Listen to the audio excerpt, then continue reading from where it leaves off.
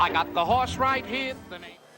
Hello, racing fans, and welcome back to another edition of Handicappers Corner, brought to you by the Derby Bar and Grill. I'm Mike Heads. I'm with Drew Forster. We're going to go through the second to last closing card. Weekend. Yes, this is closing weekend of the Saturday, October 15th races. So we do have 10 races on the Saturday program, 10 more on the Sunday. It's going to be hopefully the weather holds out, but. And Saturday's mandatory payout on the Sea to Sky Pick 6. It was growing the other day. It was around 5,000. They do have about 4,000. Just under $5,000.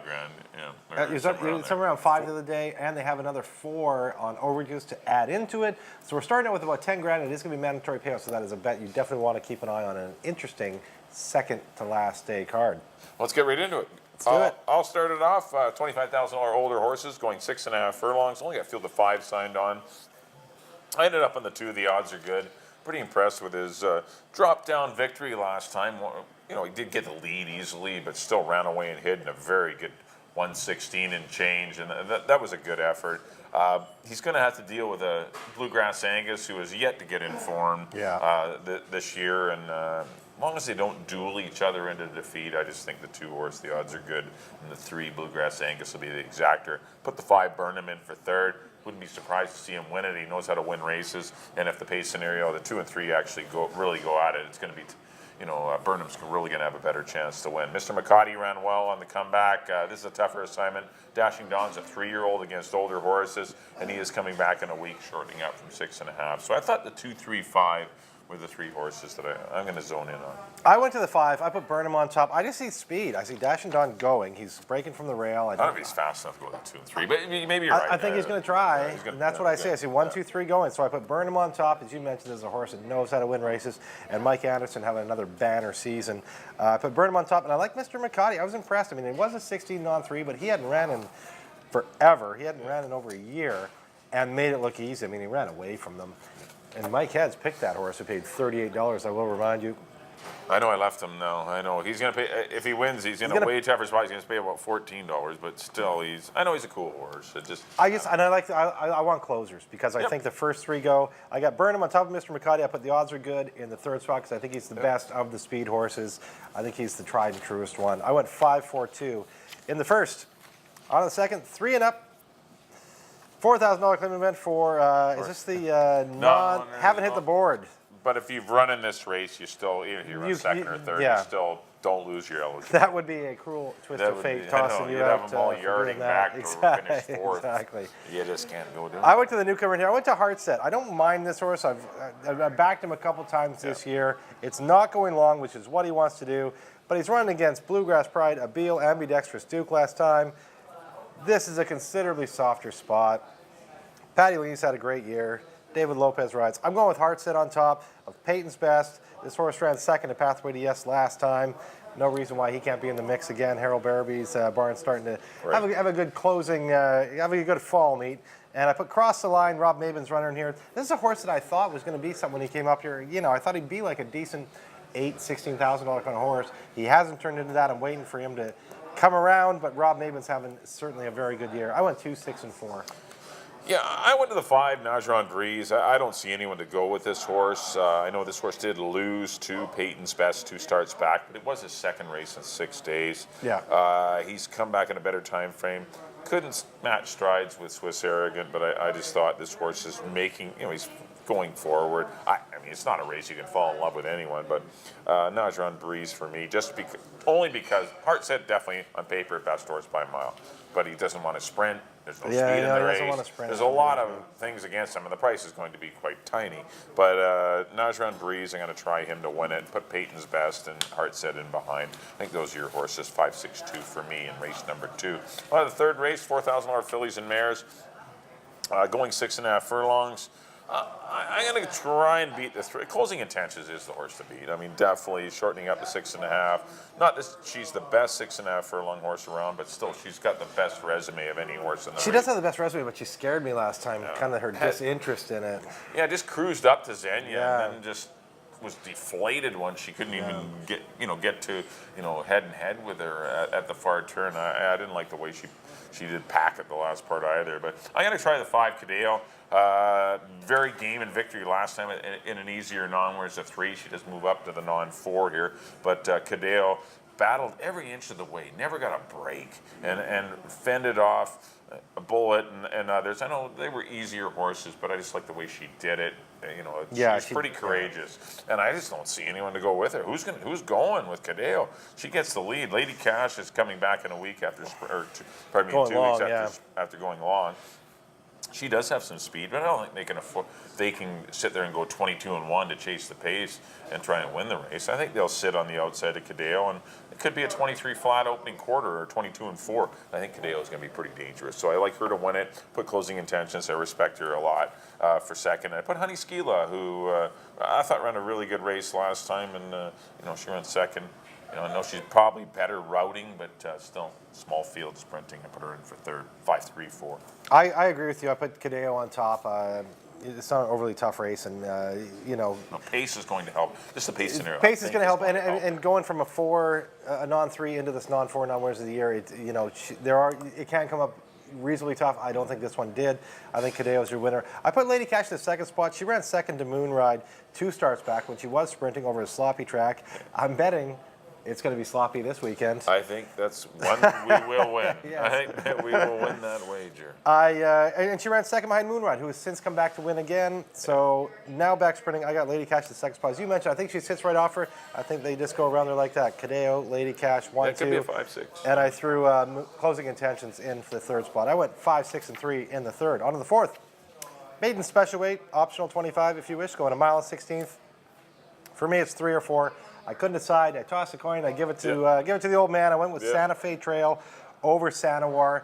These two were not very far apart. I mean, really, if I was betting like a pick 6, or pick 6 doesn't even start in this race, so it starts in the next race. Right. Early pick 4 or something, I would have those two. I think those are the two that you have to have. Those are the two I like. And I threw Good As They Get. He looks like the best of the rest for me, but I really like Santa Fe Trail and Sanawar, and I think it's one of those two. I couldn't decide. I went with Santa Fe Trail on top of Sanawar. Good As They Get, the third spot. 3, 4, 5 for me. Yeah, I have the same 3. I don't have a lot to add. I just flip-flopped. I put Sanawar on top. They're very comparable to 3 and 4. I think they're the best mile and the 16th horses in the race. They've been off for a month, but both have been had some works in the interim, but both were very impressive behind Great Promise last time, and I went 4-3. I think it's graduation day for one of them. Correct, and I put the 5 Good As They Get in for third, a little layoff. Same as Sergeant Rick, another one that is good enough to win, but just a bit of a layoff. We'll see how they go. But I went 4, 3, and 5. Going to go with Sanawar to win it for Barheads. On to the fifth race, non-winners of 2 for 4,000 fillies and mares, going a mile on the 16th. She paid $124 last time. I'm going to take the $7 yeah, a little week. late to the party there, Michael. Again. But Maya's Bling looks to it. Oh, wow. I mean, this is there's not much to hang your hat on in here. And I went Maya's Bling. I'm not going to die on a hill to make a case for Maya's Bling. But I was pretty impressed with the way she ran. She had a bit of a wide trip. And even a couple of her prior races, I can see maybe why a guy could have liked her at 60-1. She wasn't that bad. But I'm going to put her to win it. I put the 3-horse Sabi Whole Auger in for second. Just thought the layoff might get her beat. That's all. She hasn't run since September 5th. Was scratched a couple weeks back, and that's the only reason is that the lingering. She's going to be even money or 4 to 5. Yeah, and do you want a horse off 6 weeks up a scratch in a race like this where she's, she is probably the best on paper? Do you want to just, solely go with her? I don't think you want to. Anyway, I put the 5 Corporate Lass, who has some better than look races in for third. I think Amadale suited her to a T again. I went 4, 3, 5. I got the same horses. I went with Be a Whole Auger on top. I thought there was a good second behind Touch of Green. It was huge. She only gets beat 2.5 by Rio Hana. It's a second behind Mini Fridge back in her form. She's running against the tougher ones in this category. I got Be a Whole Auger on top. I put Corporate Lass in for second on the Mark Luce barn. Mark is having a great fall. Yeah. And I put Maya's Bling in the third spot. Those are the horses. 3, 5, and 4 for me, but we got the same horse, just different order. Yep. On the 6th, Clayman, 16,000 for 3-year-olds. And I'm going to mile 16th. I went to Bluegrass Pride here. I don't think it's a crazy tough 16. It's an easy 16. Off the top, maybe he's got inside speed to him. There's a little bit of speed in here, but I just think Bluegrass Pride, the way he's been winning, There's no reason that, this isn't a huge jump in class, and I think he can win this race. Richard Hamill sticks with him. I'm going with Bluegrass Pride. On top of Killarney Kid, who won this race last time, but was disqualified, unfortunately, after winning by almost over 3 lengths. I know, he was the best horse. Got disqualified. There's no reason he can't come right back. And the horse that he impeded off the top, I put in the 3rd spot. I went 3-2-1. In a race where you can make a case for everybody, Mysterious Soul could rebound with a good race, and Rebus, that start 2 back, was really impressive. But that was sprinting. He has been good going long in the past. Can he come back and run another good one long? I don't know, but Mark Kluche is on fire right now, as I mentioned. But I went 3-2-1. Yeah, I agree. Any of the 5 horses can win this race, Yeah. and I've gone This to would be an the all-button inside race 3 for as me. well. I went Killarney Kid. I mean, I'm pretty impressed. Got a good trip last time. Had the inside, popped out. The rider made a mistake. Almost dropped off the top of the 16th pole. Was never going to lose the race, but still was a pretty significant foul, which is why the number was taken down. Off the top was definitely going to be second best, but still off the top ran good. Hooked the whole way.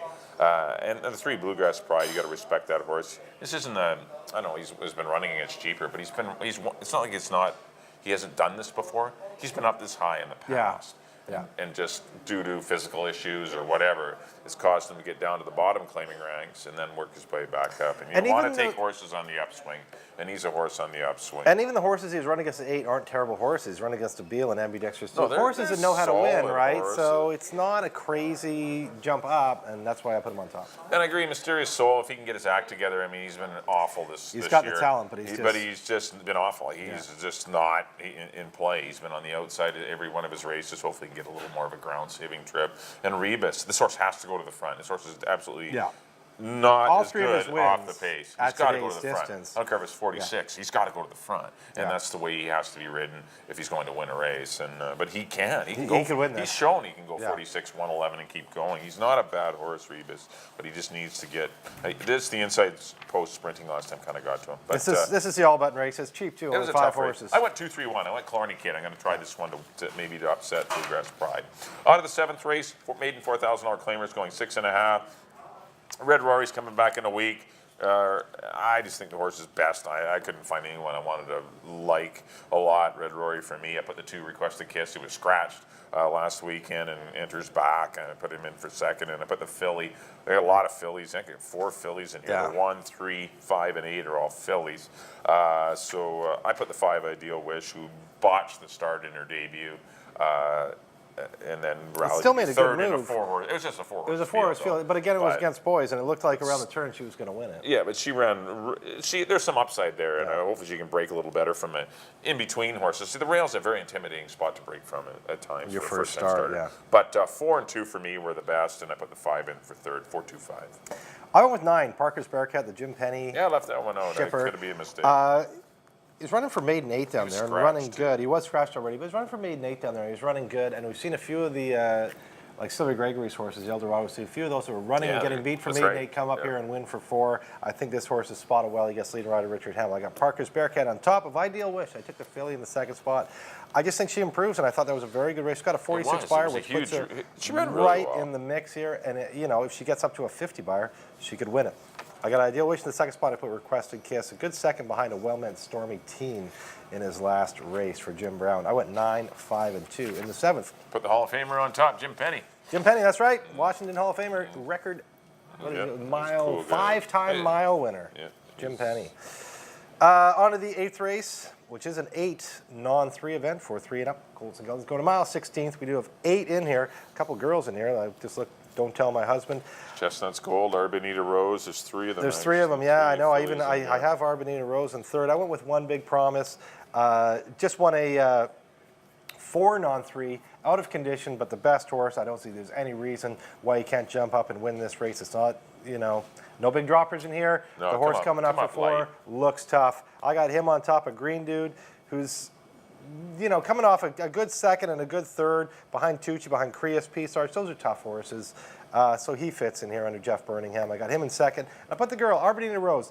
She's never gone this far. I know she's going long, but just ran a decent 3rd behind some nice mares in Tactics and Amber Moon. Tactics came back to win an optional 25 on the weekend, so I'll give her a shot for Pat Jarvis. 4-3-5 for me. Yeah, I agree at the top 2. I think One Big Promise. I know if he can repeat the last race, he wins. must win the race. But he is coming back in a week, so It's not very. Actually, he's coming back in what is it? 5 days.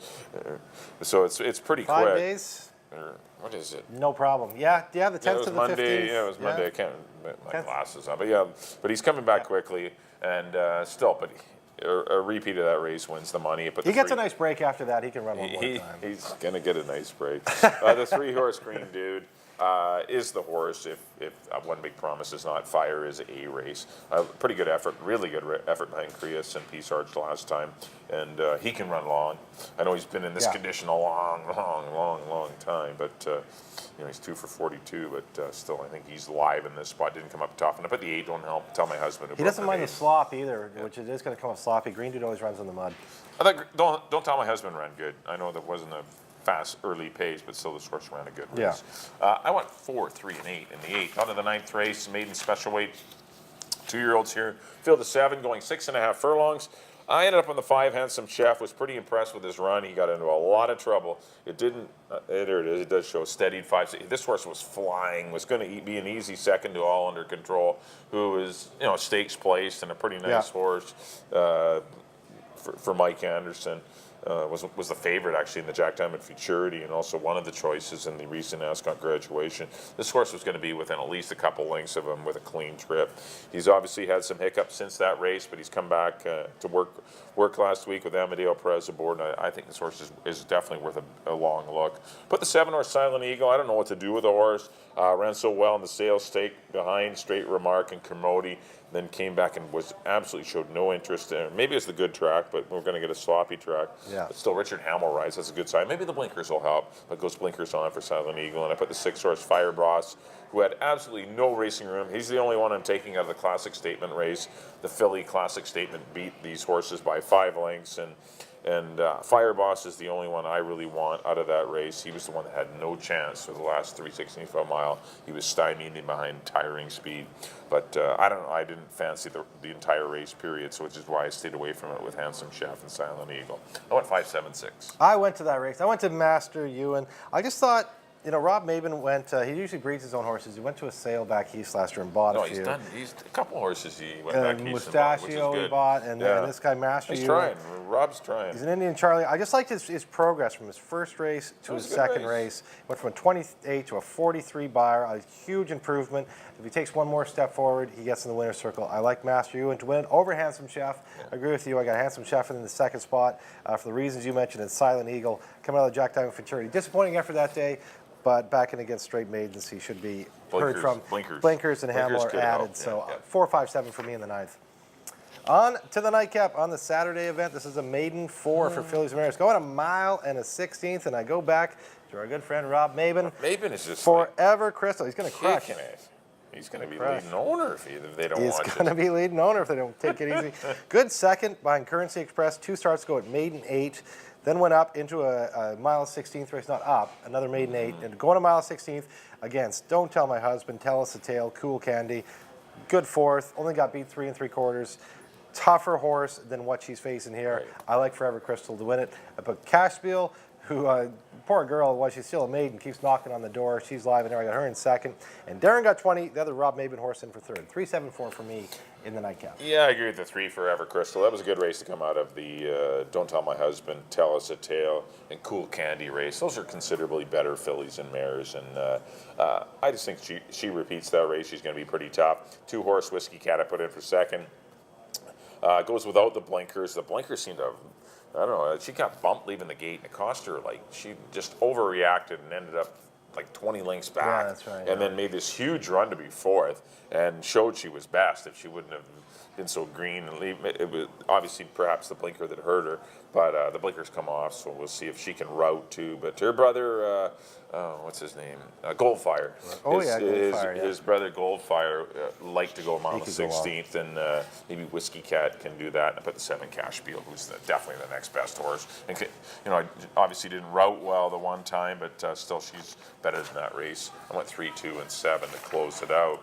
That'll do it for our analysis of the Saturday, October 15th races. Got 10 of them lined up. Hopefully the weather holds reasonably well. We're definitely going to be under sloppy conditions. Yes. So next up on screen will be a quick recap of our selections. Back in race number 1, I went to the 2 horse. The odds are good, 2, 3, and 5. Race number 2, I went to the 5, Najaran Breeze, 5, 6, 2. Another 5 for me in the 3rd with Cadeo, 5, 3, 4.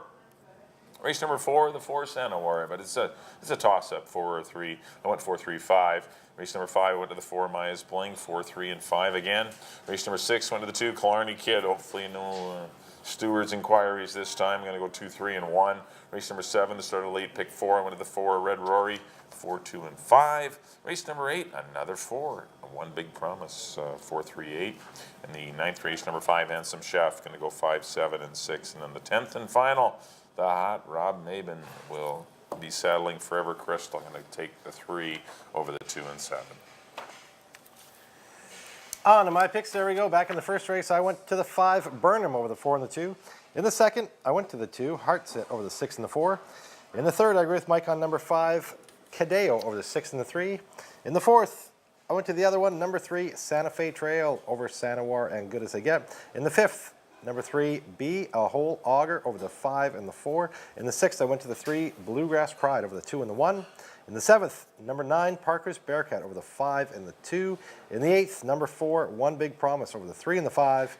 Ninth race, I went to the 4 Master Ewan over the 5 and the 7. And the nightcap, I agree with Mike on number 3 Forever Crystal. I put it over the 7 and the 4. Well, thanks everyone for tuning in. Hopefully you enjoyed our October 15th edition of Handicappers Corner. Just a quick reminder that our next live card, of course, is tomorrow, 1:50. We have the Sunday closing day, 10 more races on tap. We do have 2 stakes races. The BC Cup Classic for 3-year-olds and upwards, going a mile and an eighth. And also the BC Cup Distaff, also for fillies and mares. The boys got 6 horses headed by I would guess Twist Grips would be the and headliner. Crazy Prophet, who ran second. Crazy Prophet was second in the Derby, and a very nice field. And then the fillies and mares will be a field of 5 headed by Touching Promise, and she'll have to battle with Lockett, who's been chasing her throughout the last couple of seasons. But and don't forget too, I'm just going to mention again, mandatory payout on the pick 6. It starts at race 5, so get studying. Yeah, get studying. It is a mandatory payoff on Saturday, correct? Yeah, Saturday. So it does start in race number 5, which goes 150, 250. It's probably about 350, 345.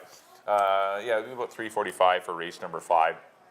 But to get your pick 6, you're only 20-cent wager, so give it a whirl. You could take home a lot of money. On behalf of Drew, thanks everyone for tuning in. We'll see you next time here at the Derby Bar and Grill for Handicappers Corner.